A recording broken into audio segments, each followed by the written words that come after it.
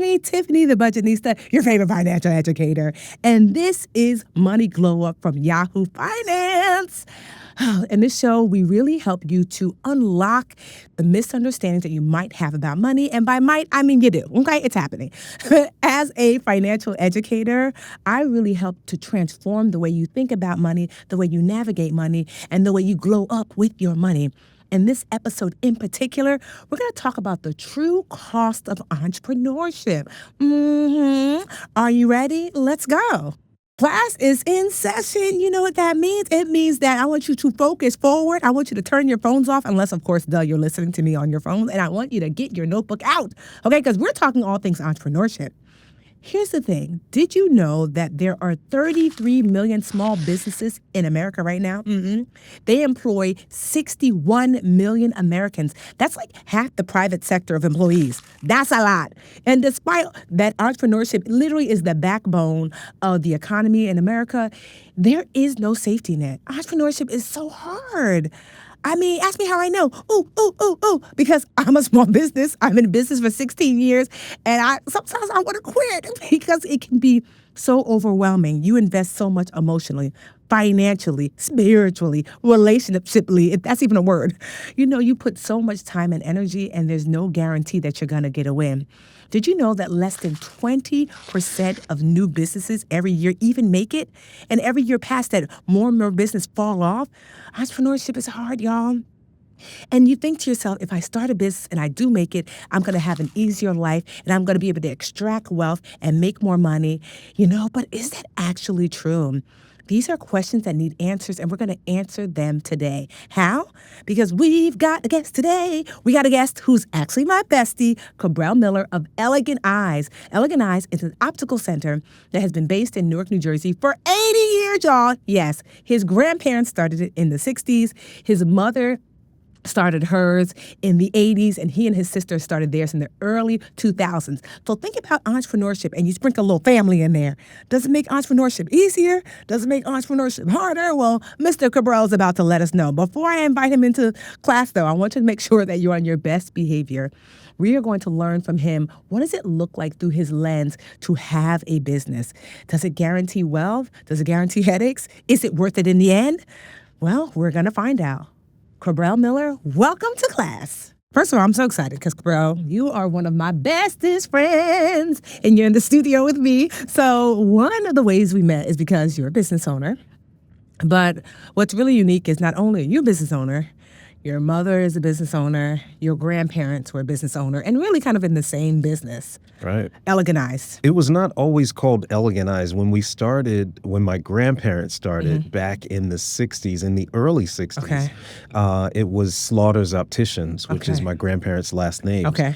And then as it transitioned and developed over the years, then it became Elegant Eyes as we know it today. Okay. Again, that was in the early 60s. My mother was about 5 years old. Wow. And so she was born into this legacy business. Was it in the same location where it is in Newark, or was it someplace different? It was not in the same location. Okay. It was actually in Hayes Circle, which is up near Clinton Avenue. Okay. And so it was a different area. It was in the South Ward of Newark. Okay. Because back then in the 60s, there was a line of delineation between where we could shop. Black folks. Yeah, where black folks could shop and couldn't. Wow. And so because of that, there was a need. And the interesting thing about entrepreneurialism and entrepreneurship is that most success happens when you find yourself meeting a need. And so my grandfather probably did not think that through, but it was the reality. Okay. And so once he learned how to make glasses, he began to make them. He literally could make a pair of glasses from a block of glass. Wow. And so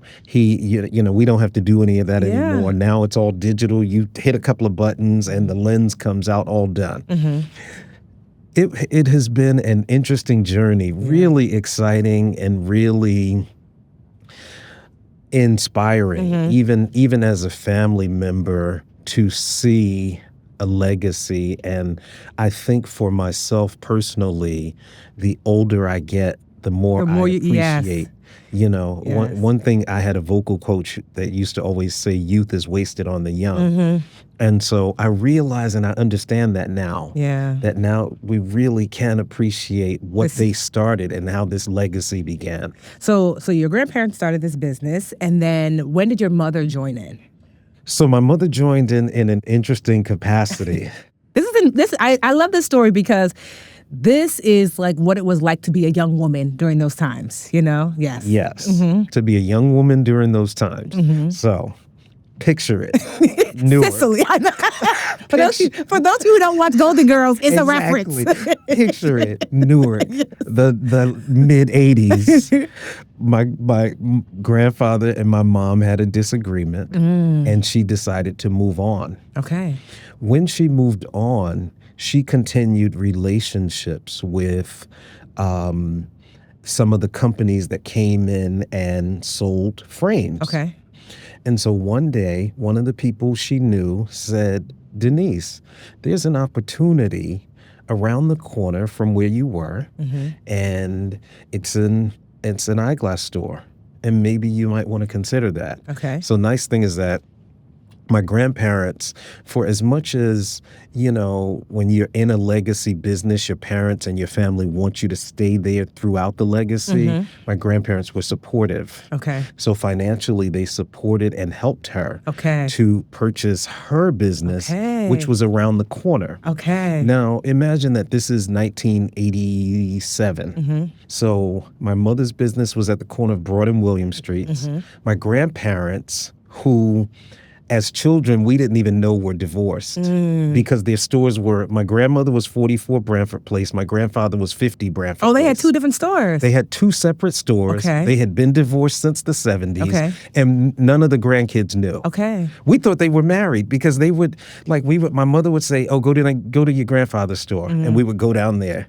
So you had these three stores in your family at that time. 1, 2, 3. Yes. Right on those corners. To grow up in a legacy business, you almost don't see anything else. Like, this is what you know. Yeah. This is what you're good at. Yeah. This is what you've grown to love. And so as it moved forward and progressed back in 2003, my mother decided it was time to allow us to kind of spread our wings. And I know you told me that the way she did it was she gave you $100,000 worth of glasses. Yes. Okay. She gave us the product. Okay. And she helped us get the deal signed for the space. Okay. And that was it? And then she said, do your thing. Wow. But that's huge. Because, you know, first of all, to be Black in America, and you rarely hear that you kind of get this leg up. Because essentially, $100,000 for the product is $100,000. Yeah. That's a rare thing to get that kind of money for anything. Yeah. So, and to think that, like, that happened for you is just amazing. And the exciting thing about it was she gave us a loan that it was a loan. Okay. She made it very clear, and we were very clear that it was a loan. Yeah. But she gave it to us. It didn't have terms. It was a loan when we were able to. Okay. And so the blessing with it is that it didn't put the pressure that normal entrepreneurs have. So I know that my sister and I were an anomaly as far as opening up a business is concerned. Yeah. Oh my God, Cabral, I love that. Hold that thought really quickly because we're going to take a quick break and we will be right back.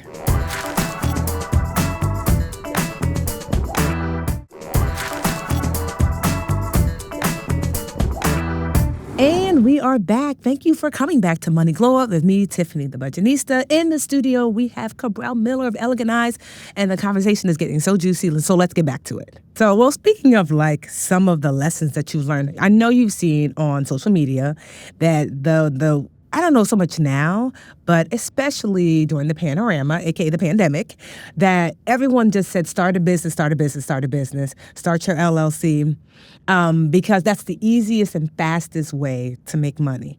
So has that been your experience, that like starting a business has been easy and a fast way to make money? No. Okay. No, that's not been my experience and not been my reality. And even for friends of mine, it has not been the experience or the reality. Is it easy to put some documents together and type them into a form? Yes. When you think about owning and operating a business, it comes with a lot of blood, sweat, and tears. Okay. Literally. I remember days of sleeping in the store, like, because I knew I had so much to do. I knew I didn't have anybody who I could afford to pay to do it. I remember weeks and months of no pay. You know, I remember all those things. So those are misconceptions of entrepreneurialism that I'm always like, how's that work? Yeah. And how's it working out for the folks? Because it is easy to create. How do you thrive? How do you survive all of it? Because it gets really hard. And sometimes in business, you make bad decisions and you think you're doing what's right for yourself, or you think you're doing what's right for the business or in general people, and you make a bad choice and then it becomes a financial hit, and then you don't have any savings, or you find that you're working financially from robbing Peter to pay Paul, and that does not happen for long periods of time, but there are moments. Well, I want to tell you some of the best pieces of advice you gave me in business. Okay. So Cabral used to tell me, because one, I respect Cabral's in business so much because, one, it's not just you yourself have been in business for almost 20 years, right? And then your mom, but then also your grandparents. And so one of the best pieces of advice you gave me, you said, Tiffany, stop giving people a damn title. You allowed to give me, because I didn't have any money. So I'd be like, ooh, you know what? Girl, we're going to call you the chief operating whatever. And then, I know, and then what happened, he said, watch them get to Googling. They get to Googling, according to this, my salary should be. And I'm like, oh, no, that's just a title. And you would tell me that, you know, that if you give people a title, they'll be happy with it at first, and then they're going to want the money attached no matter what size business you are. You know, another piece of advice that you gave me is I used to want to give raises all the time. And you said, based upon what? Because you had a good month? Remember? And I remember the first person I wanted to give a raise to, remember? You told me it would be better to give her a bonus because at least it's done. Right. You know, that it's this one-time payment, and you know you can afford it because you've had your good month or 6 months or whatever, but you don't have to worry about moving forward always having to pay that unless you have this new shift in income for 6 months to a year, then you know you can afford it. Right. You know? Right. And you find yourself in those instances where you are doing that, it's from the heart. And so that's the hard part with it, because you want to do the most that you can for those who are alongside you as you move forward. But the flip to that is that there are going to come days where you need something aside. For those lean times. And so if you find yourself giving so much away. I was the who? Cabral used to be like, okay, queen of the oh, she getting a title. I'm like, girl. Oh my God. And so like, I just thank you so much because I have learned so much. I mean, I know that, you know, over the years, there's been ups and downs, and certainly 7 figures have come in. I know firsthand, I have worked 7 days a week, 24 hours a day, it seems, because I feel so attached to my business. Would you say, from your perspective, seeing it from your perspective, your sisters, your mom, your grandparents, have you seen entrepreneurship sometimes take over?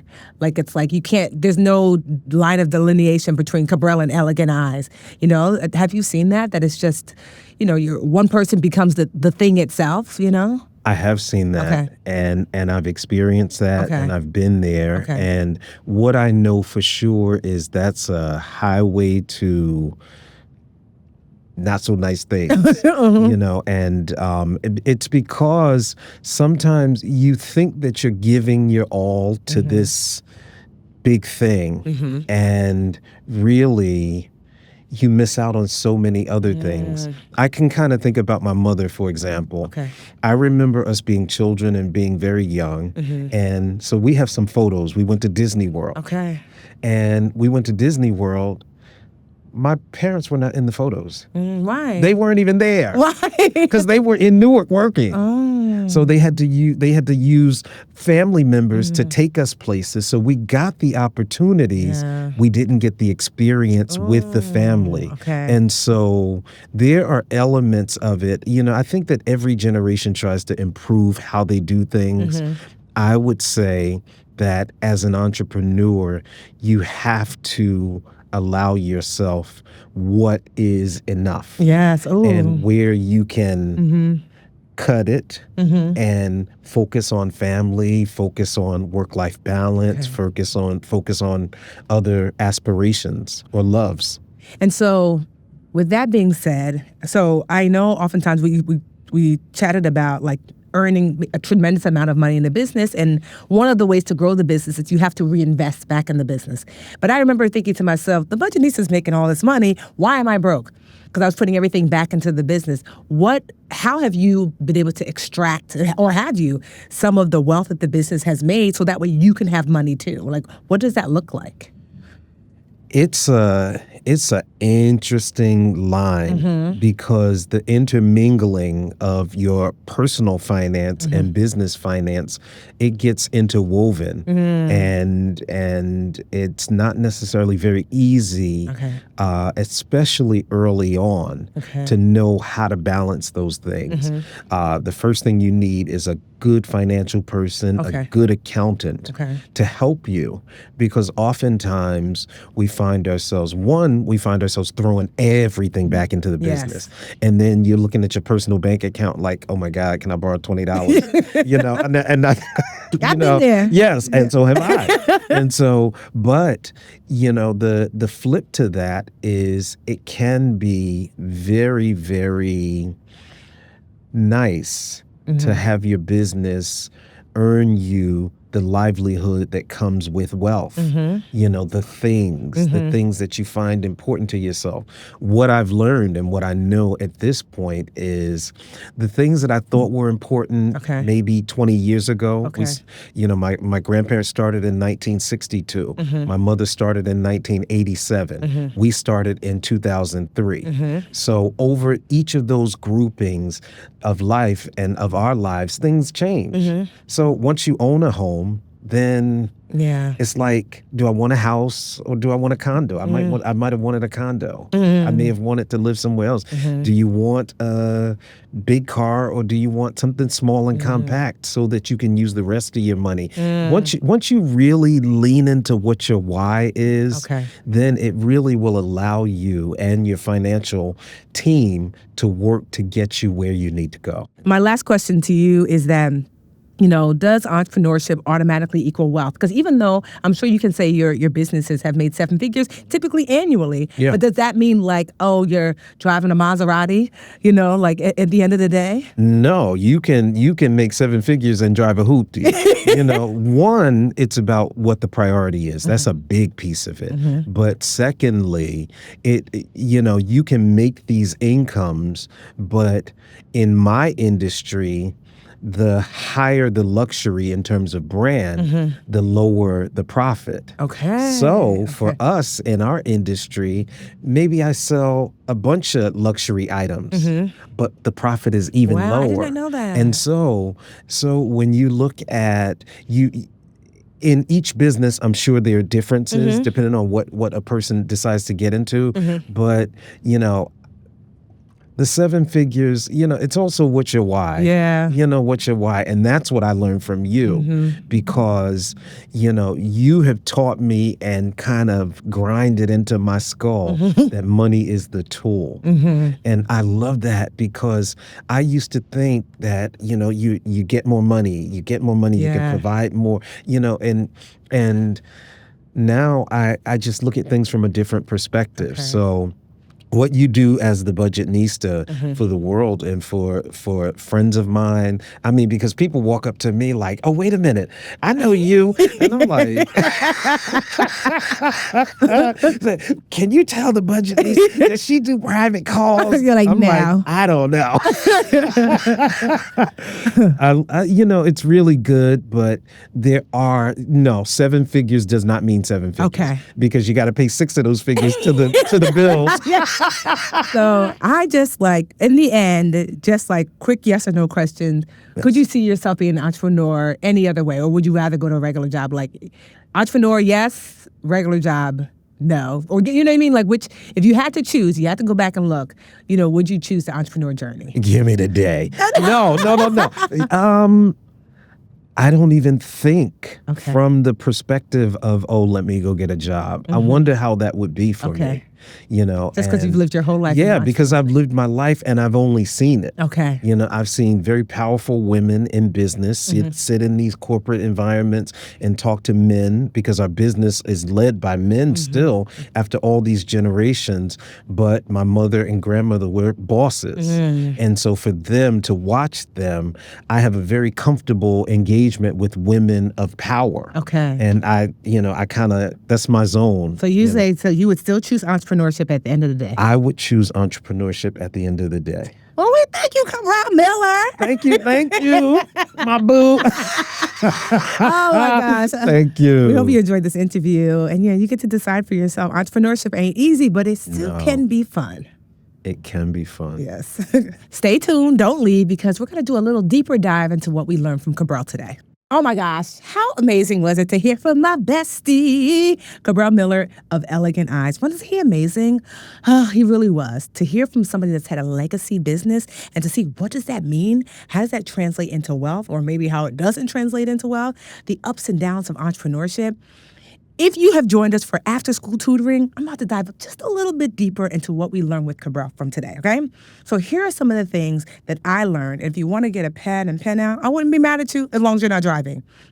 I learned that entrepreneurship is not a guarantee to wealth, that you have to be intentional about extracting wealth from your business, right? That your business can make a lot, but it doesn't mean that you will necessarily make a lot unless you do something about it. So what would that actually look like? It means that you have to build the right team to help you do so. Don't make the mistake that I made, was just to hire an admin as my first hire. You want a financial person. That might be a bookkeeper, a few $100 a month. Definitely an accountant, maybe a financial advisor, a money manager. And you want to make sure that you have people on your team that are going to keep you out of the orange jumpsuit. You know what I mean? That's IRS trouble. And although I look amazing in orange, you might not. We don't want that for you. But also, too, that your business is not your whole life. That you want to make sure that if you master your money well enough, you don't actually have to work as much, so you can enjoy life outside of your business. These are some of the core takeaways that I took away. I wonder, what did you take away? Let me know. Okay? And so here's a little bit of homework, because I'm teacher Tiffany. If you are thinking about starting a business or a side hustle, and if you're listening to this, you probably are, I want you to just take pen and pad to paper, and I want you to write down what that might look like. Like how much would you make? What would you have to do? If you're not really sure, reach out to your family and friends and people who love you and ask, what are you really good at, right? Just start mapping out some of these goals, journaling, if you will. That's not the end of your homework. You're going to head over to getgoodwithmoney.com. This is where I've created a bunch of tools and resources to help you get and stay on financial track and beyond.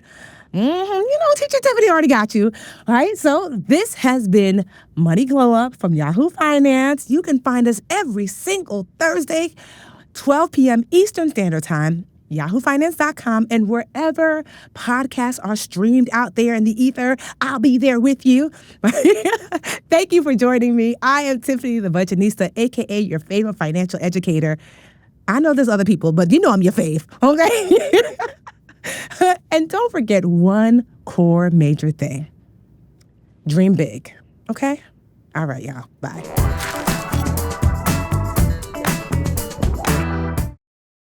This content was not intended to be financial advice and should not be used as a substitute for professional financial services.